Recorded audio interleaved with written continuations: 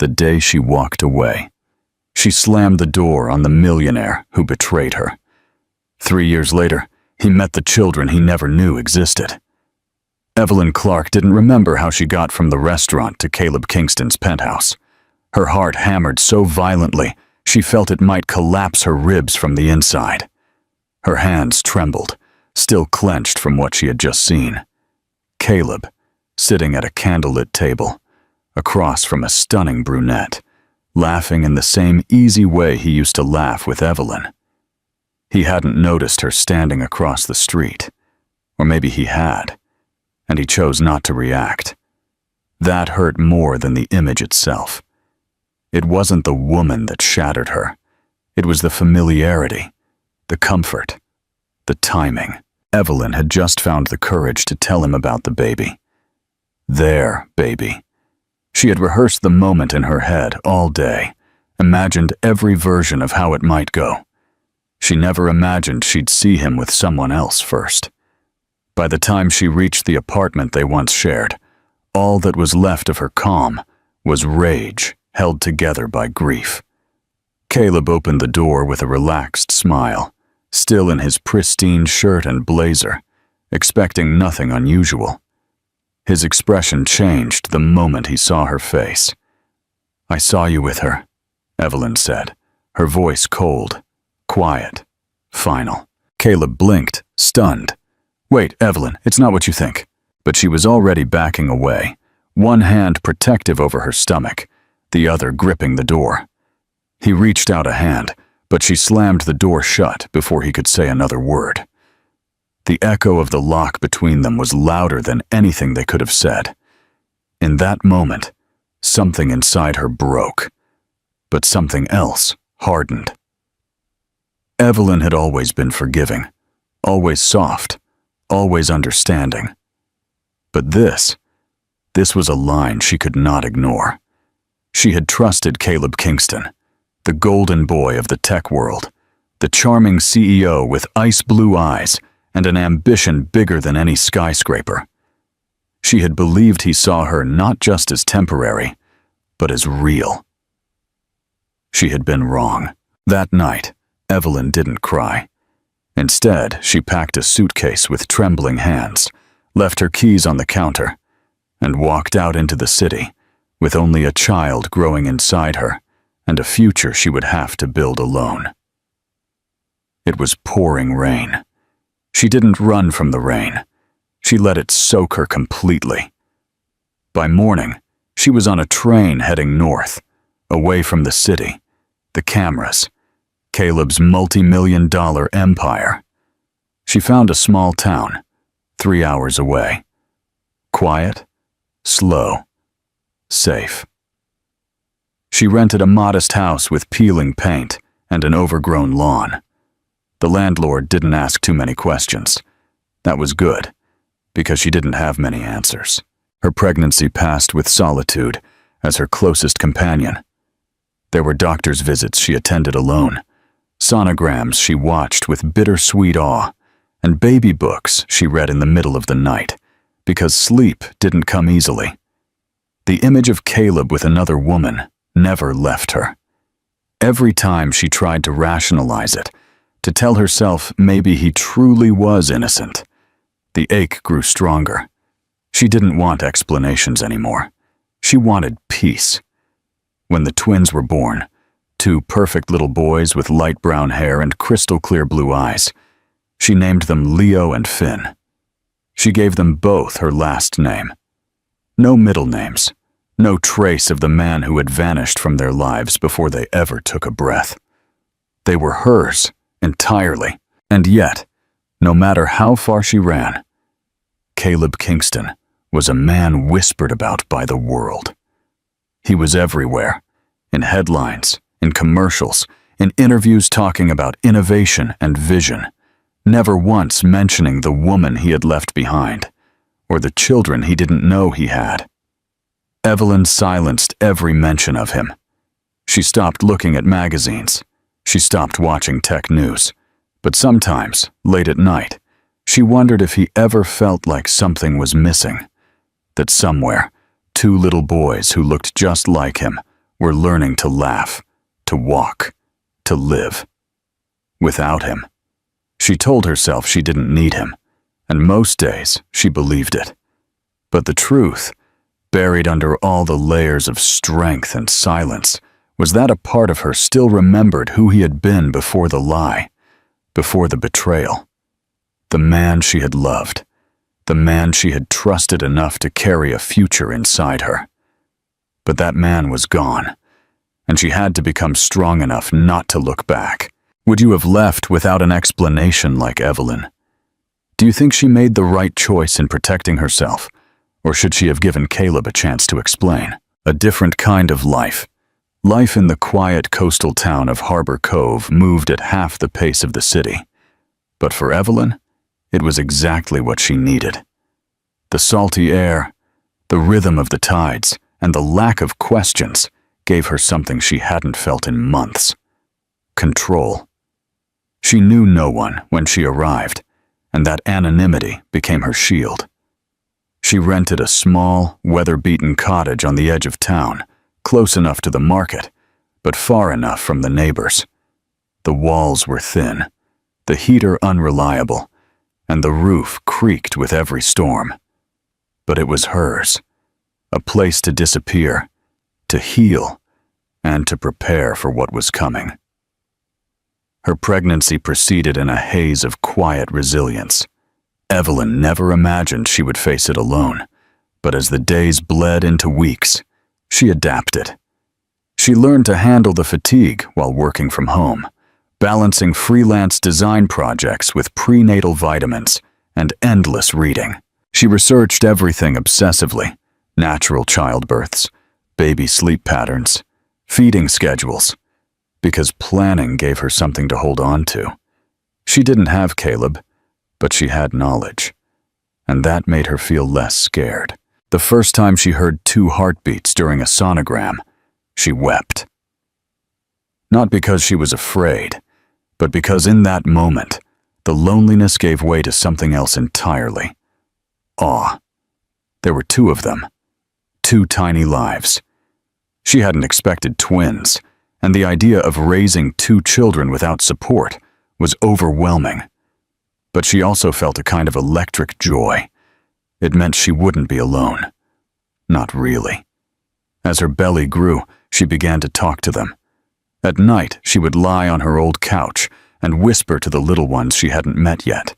She told them stories from her childhood, about her love for art, music, and the stars. She never mentioned their father. Not once. She convinced herself they didn't need to know, that their world would be complete even without a missing piece. When the labor came, it was long and brutal. Evelyn had no one in the waiting room, no one to pace the halls with worry, no one to hold her hand when the pain twisted through her body like lightning. But she got through it with every ounce of strength she had saved in her soul. When Leo arrived, he let out a sharp, defiant cry that echoed through the room. Moments later, Finn arrived in silence, his tiny chest rising and falling with the calm of someone older than his minutes. The nurses smiled and called them miracle boys. Evelyn held them both in her arms, skin to skin, and in that moment she knew her life would never belong to just her again. The first few months blurred into one another. Sleepless nights, 3 a.m. feedings, lullabies sung through yawns and tears. Leo was restless, always kicking, curious, impossible to keep still. Finn was gentle and slow to cry, always watching his brother with big, thoughtful eyes.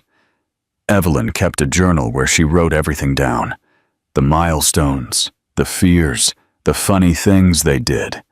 It became her way of recording a story only she was witnessing. But there were hard days, too. Days when both boys were sick, and she had to race between their cribs, a thermometer in one hand and a cold compress in the other. There were moments she stared at her phone, tempted to look him up, to see his face, if only for a second. But she never allowed herself to type his name. The temptation to reach out was always crushed by the memory of that night. of how quickly he had smiled at someone else, of how quickly he had become a stranger. And yet, Caleb's absence was everywhere. In the questions the pediatrician asked about family history, in the blank space on the birth certificate, in the fact that she alone had to decide everything about their future. Still, she carried it. For them, over time, the town became familiar. The woman at the bakery always saved Evelyn an extra cinnamon roll on Fridays. The old man who ran the hardware store gave her a used space heater when he found out she had twins. She wasn't close to anyone, but she was no longer invisible. She became the brave young mom with the beautiful boys. No one asked about their father. No one needed to. They all assumed what she allowed them to assume. When the boys turned 2, she threw a small party in the backyard. Just balloons, cupcakes she baked herself, and a playlist of soft acoustic songs they loved to dance to. Leo ran in circles chasing bubbles. Finn tried to stack plastic blocks on a folding chair. Evelyn watched them, kneeling in the grass, and realized something simple and devastating. They were enough, and yet, a part of her still carried the story she had buried, the love she once had, the betrayal she never got to resolve, and the truth she had never dared to tell. Because no matter how much she tried to erase Caleb from her life, she couldn't erase him from their faces. Every time Leo raised an eyebrow just like him, or Finn squinted when he was concentrating, she felt the echo of a man who had no idea what he had left behind. But she never said a word. Not yet. She never could. Because her sons deserved a life without ghosts. And she had finally built one. Is it fair for Evelyn to keep the truth from her sons? What do you think would have been the most difficult part of raising the twins alone for her? The unavoidable collision. By the time Leo and Finn turned 3, Evelyn had developed a rhythm that, while exhausting, made her feel powerful in a way she had never known. Her days started before the sun and ended long after the boys had fallen asleep. Every morning, she made them oatmeal with banana slices. She combed their soft brown hair and listened to their small voices argue about what color socks to wear. It was chaotic and tender, and every detail mattered. She had become the kind of mother she never thought she'd have to be, present for every single second. Even when her body craved rest and her mind swirled with worries she couldn't say out loud, Leo had become a whirlwind of energy, always leaping from one activity to the next, shouting questions, pointing out the obvious as if he were discovering it for the first time. He loved trucks, dogs, and music, and would belt out songs at the top of his lungs, even if he didn't know the words. Finn, in contrast, was quiet and observant, often opting to watch his brother from a distance before joining in. He was gentle with animals and people alike, with a thoughtful gaze that made Evelyn wonder what he was thinking. She often said they were night and day, yet they were both born from the same storm of love and hurt. She couldn't imagine one without the other. Their bond was unbreakable. Even when they fought, they made up in minutes. If Leo scraped his knee, Finn would run to get a Band-Aid. If Finn couldn't reach a toy, Leo would drag a chair across the room without being asked. Sometimes they spoke their own language, half words, half glances, and Evelyn often felt she was watching a small universe that had formed between them, one she was now privileged to orbit. Work was constant, but never easy. Evelyn took on freelance projects at night while the boys slept, designing logos and websites for small businesses and local artists. It wasn't glamorous, but it paid the bills, put food on the table, and allowed her to stay home with the twins during the day.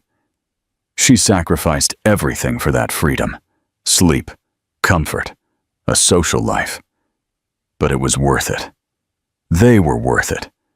Still, even in the quiet security of the life she had built, there were moments of piercing uncertainty.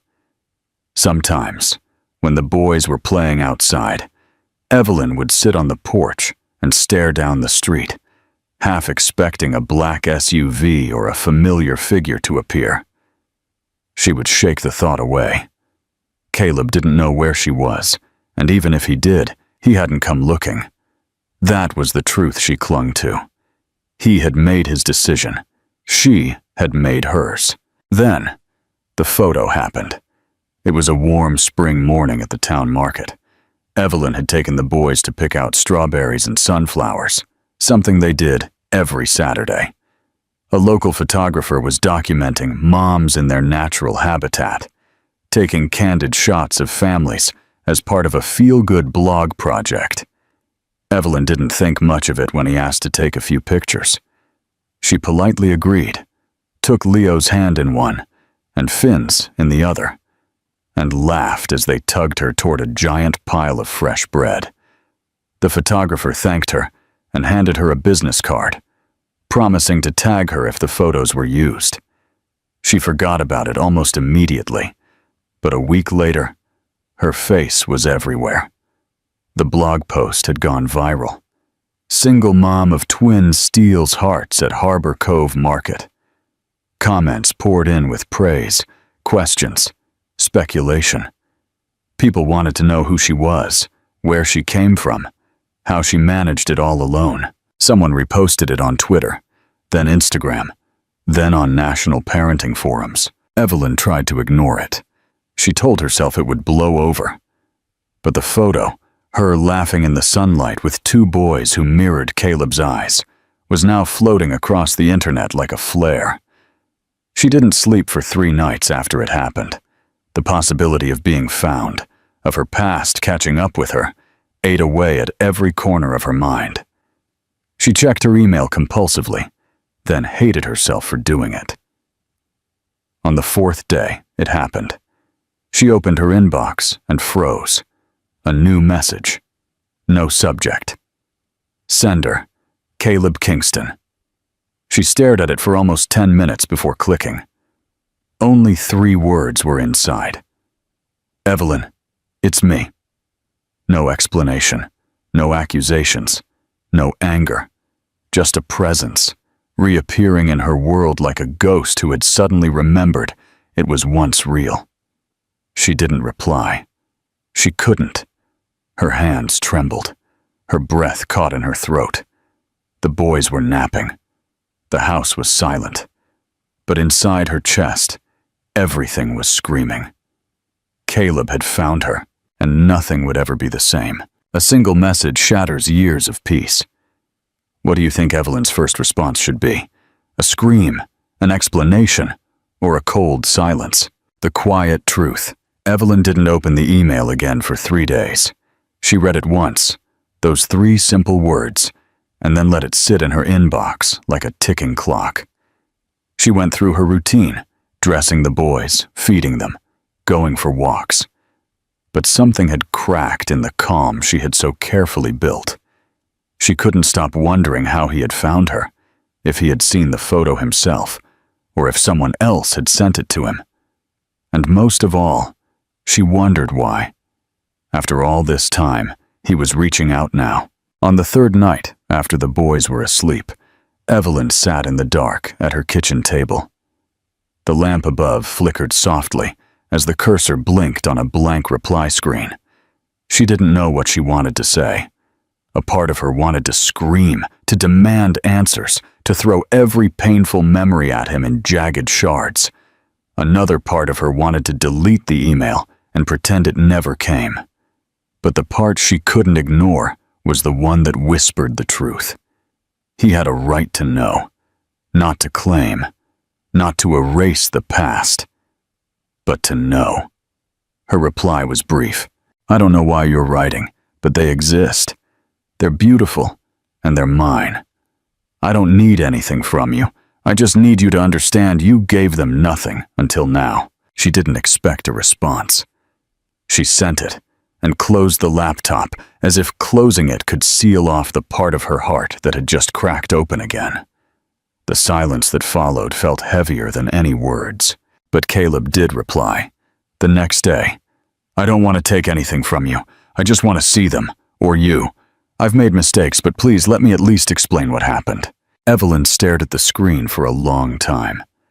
She remembered his voice, his laugh, the way he used to tuck a strand of hair behind her ear when she was being too stubborn to cry. She also remembered the betrayal, the other woman, the unanswered calls, the silence that followed. And now, here he was, asking for a conversation he should have fought for years ago. She didn't reply that day, but the next week she told him to come to Harbor Cove if he was serious. She gave no address, no promises, just a place and a time, the park near the water. Friday at noon. She didn't know if he would come. She didn't know if she really wanted him to. Friday arrived with a sky half full of clouds and an ocean wind that carried the smell of salt and kelp. Evelyn wore a sweater and jeans, her hair pulled back in a low braid. She left the boys at home with a sitter. This moment, this confrontation, wasn't for them. Not yet. When she saw him walking down the path, something in her chest twisted. Caleb looked older, not aged in a bad way, but changed. His face was sharper, his eyes more sunken, as if time had worn down the perfect exterior he had always maintained. He wasn't wearing a suit, just dark jeans and a jacket. His hands were in his pockets. His shoulders were slightly hunched. He looked like a man who had been waiting for this moment far longer than she had. "Hello," he said when he reached her, his voice low, as if he was trying not to break the fragile air between them. Evelyn didn't speak at first. She studied him, unsure if she was looking at the man who had once made her feel invincible, or the man who had let her disappear without a fight. "I saw the photo," he said. "They're just boys," she replied. "They're your sons." He closed his eyes for a moment, as if the weight of those words was pressing down on him like gravity. "I didn't know. Evelyn, I swear, if I had known—" "If you had known," she cut him off. Her voice rose. "What? You would have stayed? You would have fought? Because the man I saw with another woman that night didn't look confused, Caleb. He looked happy. He looked stunned. That woman was my sister. I didn't have a chance to tell you. I didn't want her addiction to be all over the media, so I kept it private. I was going to propose to you that week. The ring was already in my pocket when you left." Evelyn felt her stomach drop. The words hit her like cold water, and for a second she forgot how to breathe. "No, don't say that. It's the truth," he said. "But I didn't chase you. That's on me. I thought you left because you didn't want the life I was building. I thought, maybe you never really wanted to stay." She turned away, tears stinging her eyes.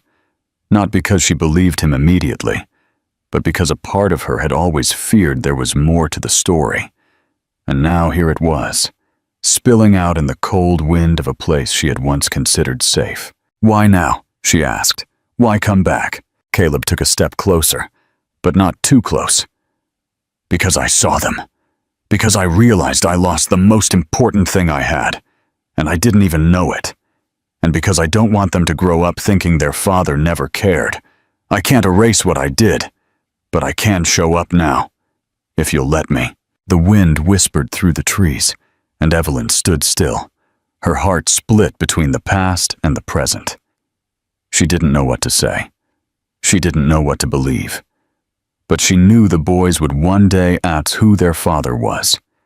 And when that day came, she wanted to be able to tell them that he at least tried. "I don't promise anything," she said. "But maybe, just maybe, you can meet them. One step at a time." Caleb nodded, his eyes wet but steady. One step at a time, and for the first time in years, something that had been broken began, slowly, to mend.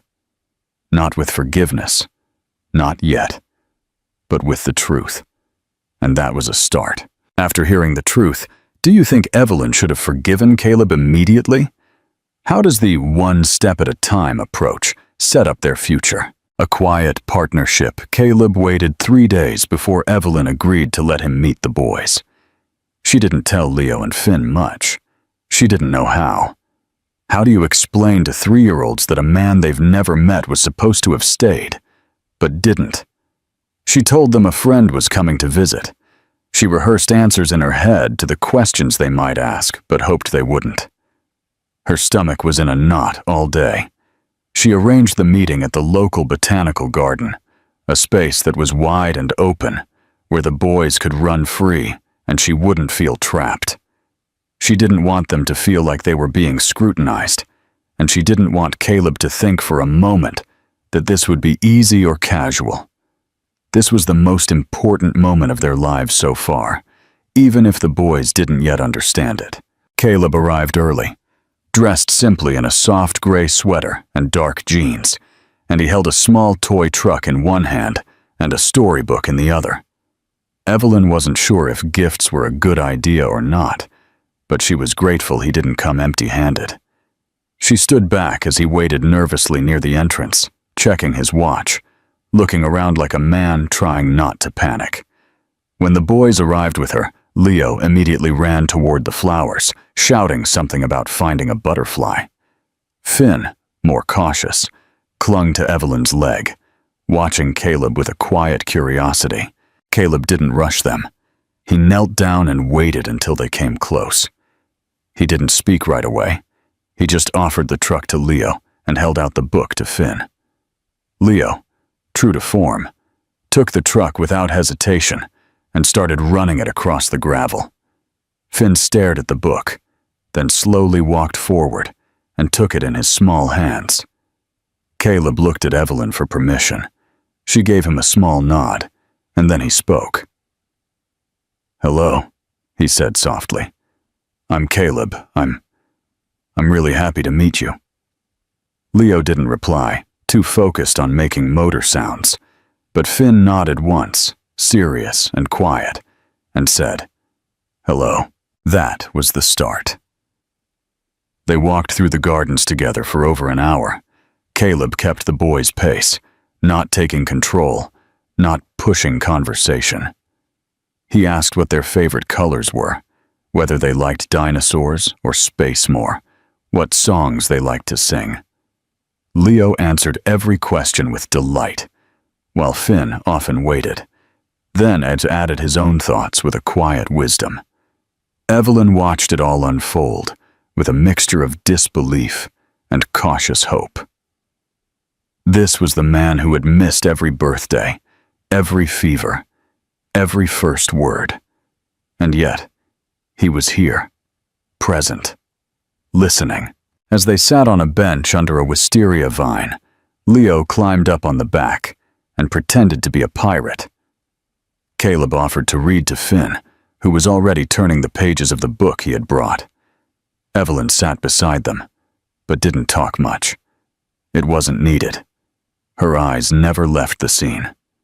A man who had once vanished, now softly reading to a child who didn't even know what a father was supposed to be. When it was time to go, Leo said, "You come into our house next time?" Evelyn's heart stopped for a moment, but Caleb looked at her before he answered. "That's up to your mom," he said, "but I'd like to." Finn looked up at him. "You know how to make pancakes?" Caleb laughed softly. "Not very well, but I can learn." That night, after the boys were asleep, Evelyn sat on her porch, a blanket around her legs, and stared out into the darkness. Caleb had walked them home, but he didn't stay. He thanked her. He said he wouldn't call unless she said it was okay. He left her without pressure, without promises, only with the feeling that something might finally be changing. She thought about how easy it would be to fall back into the past, to imagine him holding her the way he used to, whispering apologies in dreams they once shared. But she wasn't the woman he had left behind. She was stronger now, and she wasn't doing this for nostalgia. She was doing it for Leo and Finn, for the chance that they might get to know a version of their father who wasn't perfect, but was present. That, more than anything, was what they deserved. And if Caleb kept showing up, not with grand gestures, but with a quiet consistency. Maybe, just maybe, he could become someone worth forgiving, not for the past, but for the future they could still build. A new chapter. In the following weeks, Caleb began showing up every Saturday morning like clockwork. At first, Evelyn kept things cautious. She never left him alone with the boys. She always stayed close, watching with a quiet intensity. But slowly, as she watched his steady patience, his gentle attention, and the genuine effort in his eyes, she began to lower her guard, piece by piece. The boys, however, needed no convincing.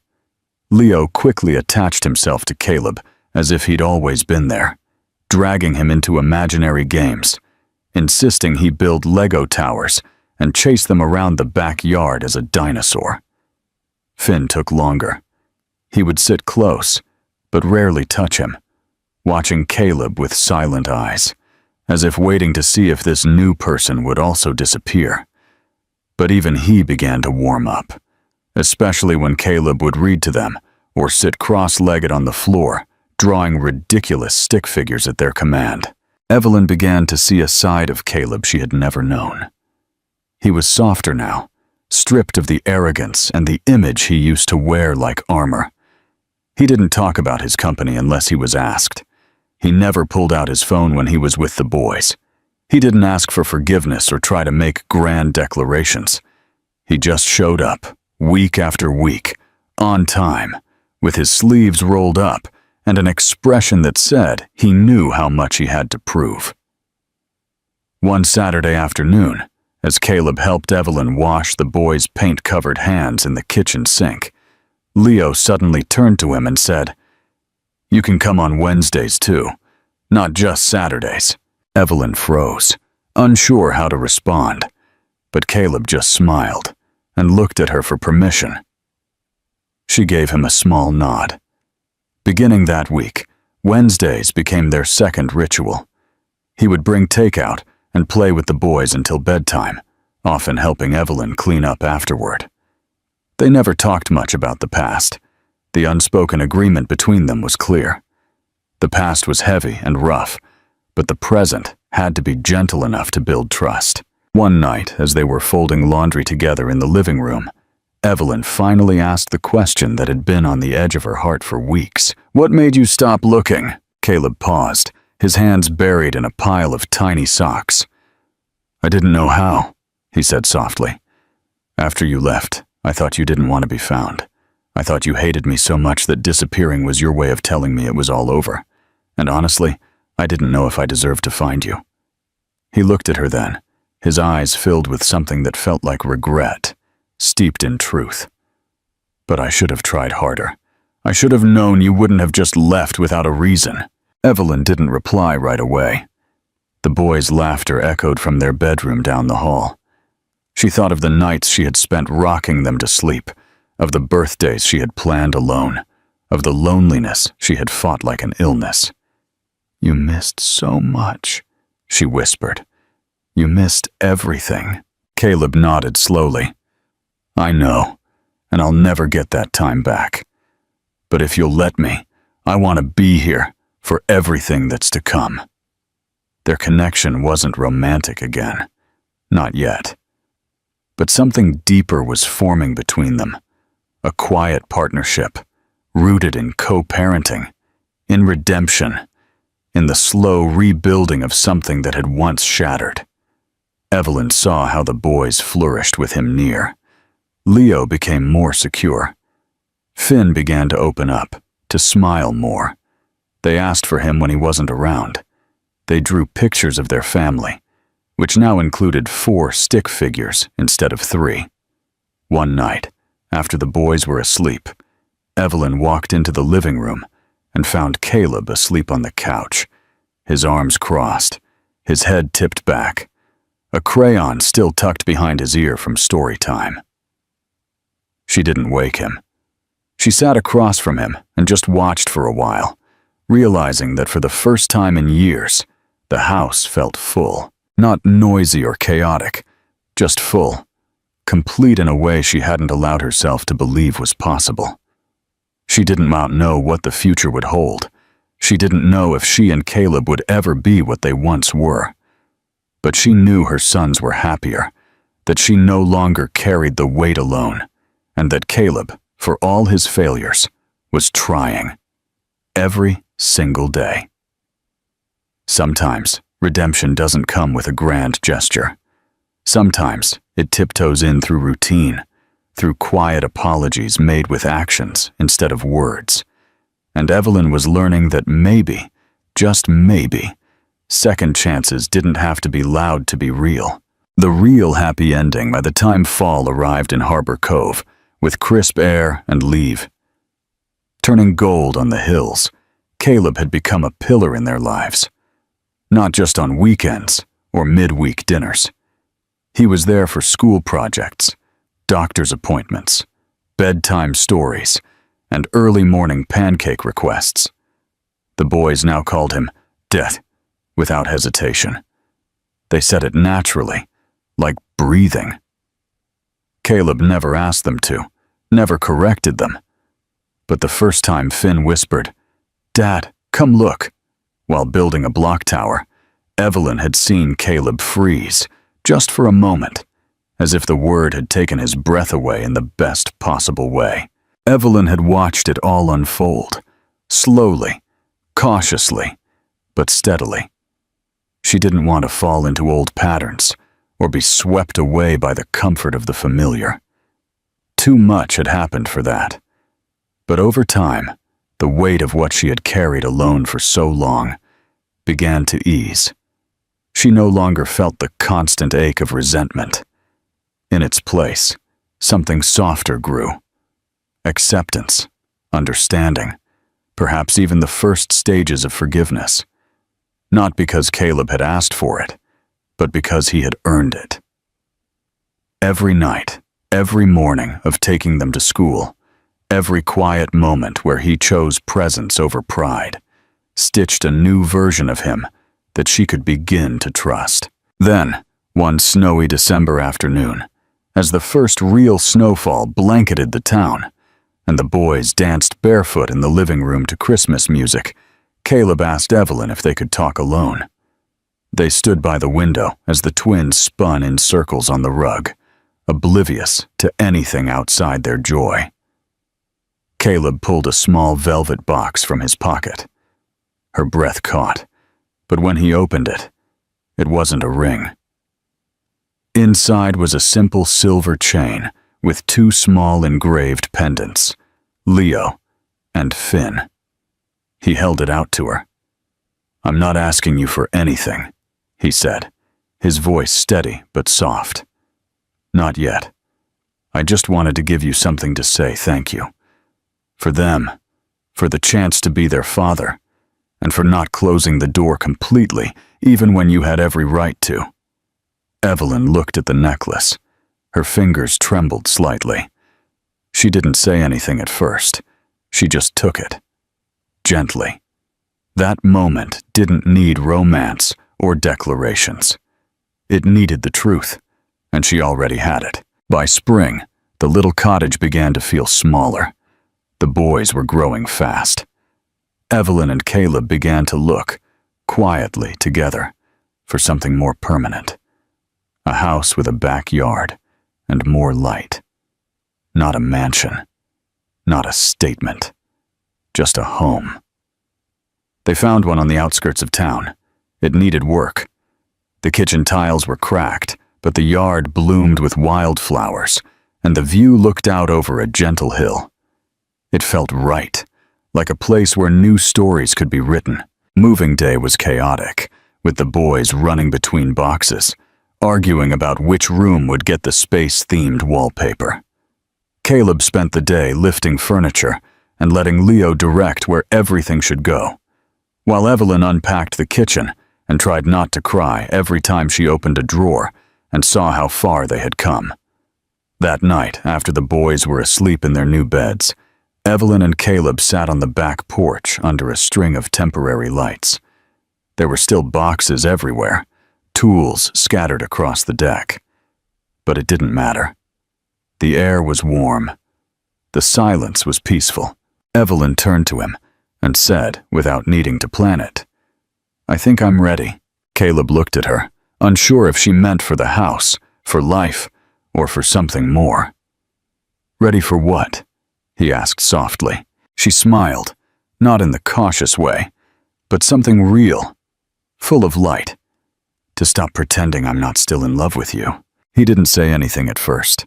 He just took her hand and kissed her fingers. Then he said, "I never stopped being in love with you." They didn't rush it. They didn't announce anything. But from that night on, they lived not just as co-parents, not just as two people healing separately, but as a family. A real one. Messy and human and whole. And years later, when Leo and Finn stood on their high school graduation stage and thanked their mom and dad for being their best team, Evelyn and Caleb sat in the front row, side by side, their hands intertwined. Not because everything had been perfect, but because they had chosen, again and again, not to give up. On each other, on their kids, and on love. And that choice made all the difference.